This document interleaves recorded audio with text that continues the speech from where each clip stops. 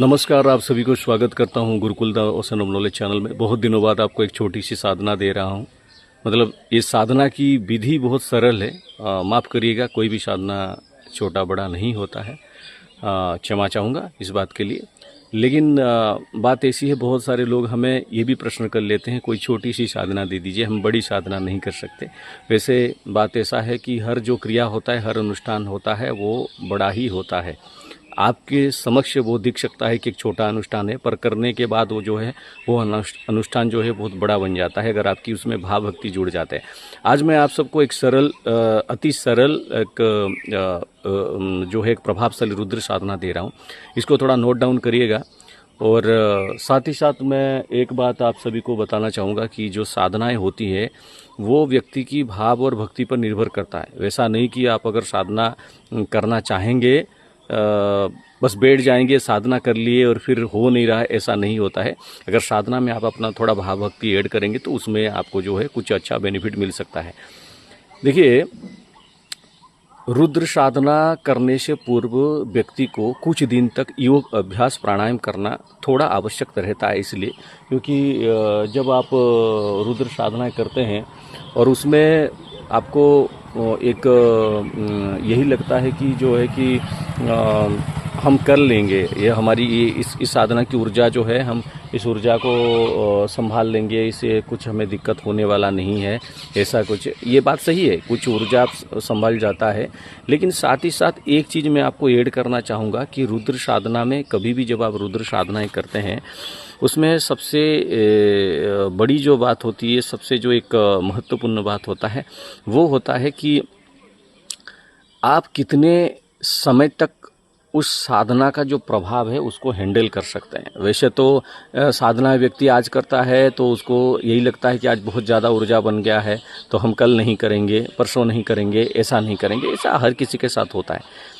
लेकिन रुद्र साधना से पूर्व कुछ दिन पूर्व अगर आप कुछ समय के लिए 5-10 मिनट शांत बैठकर जिस टाइम में आप साधना करेंगे, मान लीजिए कि आपका साधना का टाइम आपको चयन हो गया है, शाम को करेंगे या फिर प्रातःकाल करेंगे, तो उस प्रातःकाल प्रत्येक दिन 10-15 मिनट तक जो है आप शांत होकर बैठकर थोड़ा प्राणायाम वगैरह अगर आप कर सकते हैं, आपको पता है, या फिर कोई योगाचार्य की मार्गदर्शन में आप कुछ दिन तक सीख कर उसको कर सकते हैं। करने के बाद जो है आप थोड़ा जब मन एकाग्रित हो जाए, शांत हो जाए, तब आप रुद्र साधना कर लीजिएगा। देखिए, रुद्र साधना करने का सबसे सुंदर सरल जो तिथि होता है, मतलब सबसे बढ़िया मुहूर्त होता है त्रयोदशी, द्वादशी, चतुर्दशी, ऐसे, या फिर कभी भी आप कर सकते हैं, सोमवार, शनिवार, कभी भी आप करें, कोई दिक्कत वाली बात नहीं है। देखिए, ये साधना मैं आपको दे रहा हूँ।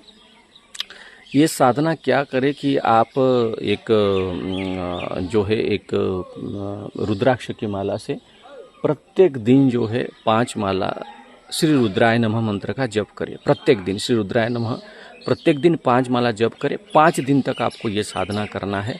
बाबा को नैवेद्य में पंचमेवा आप चढ़ा सकते हैं। इसमें आप बाबा को लाल रंग का कोई पुष्प अर्पित करें, या जो है आप सफ़ेद या फिर पीला रंग का भी पुष्प अर्पित कर सकते हैं। संध्या सायंकाल में हो, प्रातःकाल में हो, आप एक लाल वस्त्र पहने और घी का दीपक प्रागट्य प्रज्वलित करिए, और उसका दीपक का जो मुख है वो पूर्व की दिशा की तरफ या फिर उत्तर की दिशा की तरफ होगा। तो उसके साथ ही साथ आपको एक बड़ी चीज़ जानना पड़ेगा कि ये साधनाएं जो होते हैं इसमें आपको ज़मीन पर बैठकर लाल आसन पर भी ये साधना करिएगा। तो अपनी रीढ़ की हड्डी थोड़ा सीधा रखिएगा, ठीक है। अगर जो लोग बैठ नहीं पाते तो इसमें थोड़ा यही है कि आप एक माला करने का भी प्रयास करें, लेकिन ज़मीन पर ही आप बैठकर करें, ठीक है। तो लाल आसन बिछाएं और ज़मीन में वो रुद्र साधना को 5 माला श्री रुद्राय नमः मंत्र को डेली 5 माला करके 5 दिन तक करें। उसके बाद क्या करें, 5वां दिन जब हो जाता है तो उसमें आप किसी भी मंदिर, पास के शिव जी के मंदिर में जाकर पंडित जी को कम से कम 11 लोटा जल इसी मंत्र का जो है चढ़ाने के लिए बाबा के शिवलिंग पर आप जल चढ़ाएं। इसी मंत्र से, श्री रुद्राय नमः मंत्र से, अगर पंडित जी आपको अनुमति देते हैं तो खुद चढ़ा सकते हैं। वरना जो है आप एक ऐसा कर सकते हैं कि आप थोड़ा कुछ दिन तक प्रतीक्षा करिए। जब आपकी मेडिटेशन की शक्ति, मतलब जब ध्यान करने का शक्ति जब एक लेवल में आ जाए, आप बैठ सकते हैं, अच्छी तरह से साधना कर सकते हैं, तभी जाकर जो है ये आप करिए, ठीक है। इसीलिए श्री रुद्राय नमः मंत्र का 5 माला नित्य करिए।